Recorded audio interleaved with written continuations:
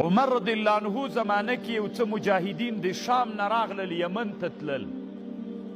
نو په دې مجاهدینو کې عمر رضی الله عنه امر وکړ غټې غټې کاسې ولې وي دا راوړئ د مجاهدینو ته یې کېږدئ چې ډوډۍ پکې وخوري. وکان لعمر جفنات یضعها اذا صلى الغدات. د سهار لمونځ به چې وسو غټې غټې کاسې به راوړل سولې نو دا کاسو کې ډوډۍ خوړله.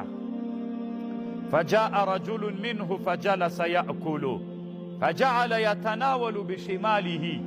په دې سړیو کې یو سړی په چپ لاس ډوډۍ خوړله، په چپ لاس باندې.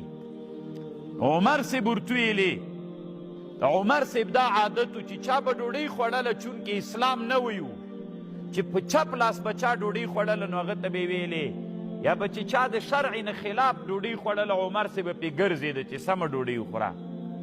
عمر صاحب ورته ویلې کل بیمینک. سړي خبر وانه اورېدله. بیا ورته ویلې په ښي لاس یې خوره که نه تا ته وایم ډوډۍ په ښي لاس خوره. فقال هي یا امیر المؤمنین مشغولة. دا سړی ورته وایي دا مجاهد امیر المؤمنین دا ښی لاس مې مشغول ده په یو څه شي باندې، ورته وایي نه چې دا لاس مې څه عذر ده. فلما فرغ من طعامه دعا به. دا سړی عمر صاحب راوغوښت وي دلته راسه. فقال ما شغل يدك اليمنى. دا ښی لاس دې ولې مشغول ده؟ فاخرجها فاذا هي مقطوعة. لاس یې پریو